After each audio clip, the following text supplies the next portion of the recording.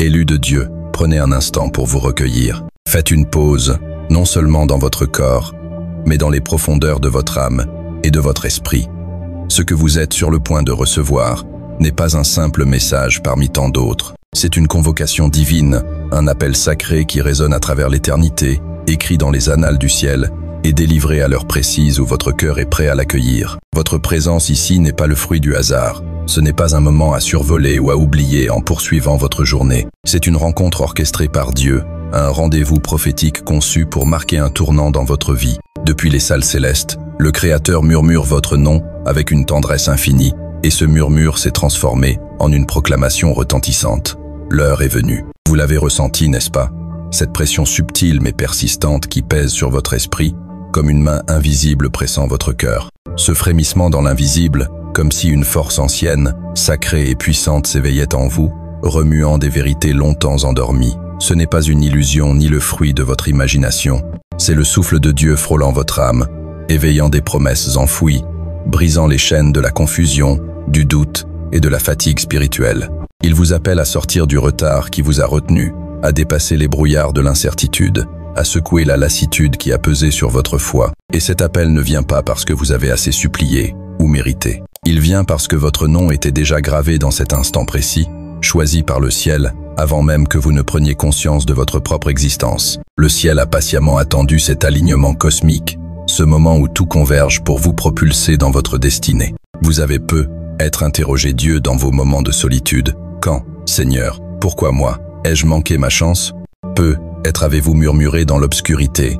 Ai-je échoué? Écoutez cette vérité. Vous n'avez rien manqué. Vous étiez en préparation, façonnez-eux dans l'ombre, affinez-eux par des épreuves invisibles aux yeux du monde, mais précieuses aux yeux de Dieu. Tout ce qui semblait retardé, vos rêves, vos promesses, votre percée, convergent maintenant dans une pause sacrée, un instant de recalibration divine. Ce message est votre signe, un phare dans la nuit, une confirmation que vous n'êtes pas en retard. Vous êtes exactement à l'heure, pour l'instant, choisi par Dieu, l'heure où le ciel déclare « c'est maintenant ». La douleur que vous avez portée en silence, les blessures que vous avez cachées, les nuits où vos prières semblaient s'évanouir dans le vide, rien de tout cela n'a été vain. Chaque larme versée, chaque cri étouffé, chaque moment où vous avez tenu bon malgré l'épuisement a été vu, entendu et enregistré dans les archives éternelles du ciel. Un voile se lève dans le royaume spirituel. Ceux qui étaient bloqués se libèrent. Ceux qui étaient scellés s'ouvrent. Vous marchez sur un sol sacré, et la voix du Seigneur ne murmure plus doucement. Elle tonne avec une autorité qui ébranle les cieux et la terre. La guerre est terminée. Non seulement dans le monde visible, où les combats laissent des cicatrices tangibles, mais dans les cours de l'éternité, où la voix de l'Ancien des Jours réduit au silence toute accusation par un décret souverain et irrévocable. Vous n'avez pas été simplement défendu dans cette bataille spirituelle. Vous avez été justifié, proclamé, innocent, et libre. Les forces qui s'opposaient à vous, les accusations secrètes murmurées dans l'ombre, les critiques qui hantaient vos pensées, les mensonges qui tentaient de définir votre identité, ont perdu toute autorité. Tout a été examiné dans la salle d'audience divine, sous le regard du juge qui ne dort jamais, dont la justice est parfaite et la miséricorde infinie. Son verdict est final, saint, inébranlable. Vous êtes libre, vous n'êtes plus en procès, vous n'êtes plus sous une surveillance spirituelle, ni enchaîné, par des poids invisibles. Les portes de votre prison spirituelle se sont ouvertes, et les chaînes qui vous retenaient tombent. Pourquoi ce long délai, ces tempêtes soudaines, ce silence qui ressemblait à un abandon? Et si, loin de vous ignorer, le ciel construisait un dossier si solide, si complet, qu'aucune accusation ne pourrait plus jamais se dresser contre vous? Comme Job, accusé par Satan lui-même dans le conseil divin. Job 1, 6-12. Vous avez traversé une salle d'audience cosmique, mais votre foi, même vacillante, a été votre témoignage. Chaque douleur dans votre cœur, chaque nuit où vous avez pleuré seul, chaque prière silencieuse, même celles qui n'ont pas franchi vos lèvres, ont été recueillies par Dieu. Psaume 56, 8 proclame « Tu comptes mes errances, mets mes larmes dans ton outre. Ne sont-elles pas inscrites dans ton livre ?» Aucune de vos souffrances n'a été ignorée, aucune n'a été gaspillée.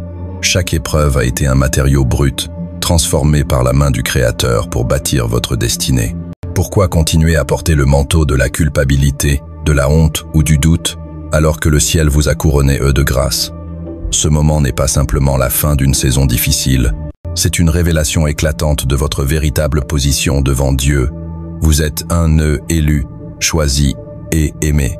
Chaque fois que vous avez choisi le courage plutôt que le confort, chaque fois que vous avez loué Dieu au milieu de la douleur, chaque « oui » discret murmuré dans l'intimité de votre cœur a semé des graines dans l'éternité.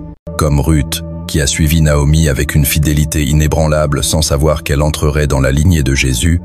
Ruth 1, 6-17.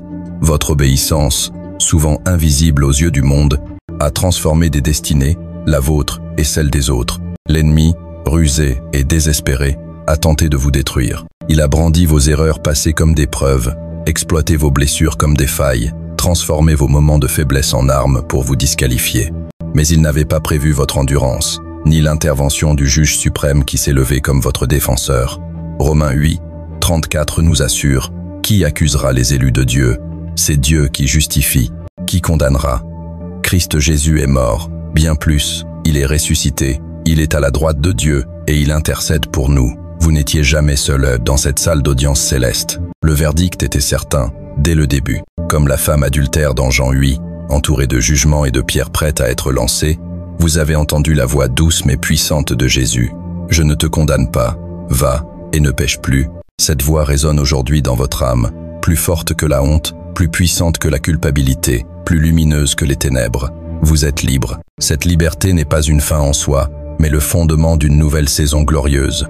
Vous n'avez pas été sauvés, pour simplement reprendre votre souffle ou survivre. Vous avez été libérés, pour avancer dans la gloire de Dieu, pour marcher dans la plénitude de votre appel, pour rayonner comme un phare dans un monde brisé.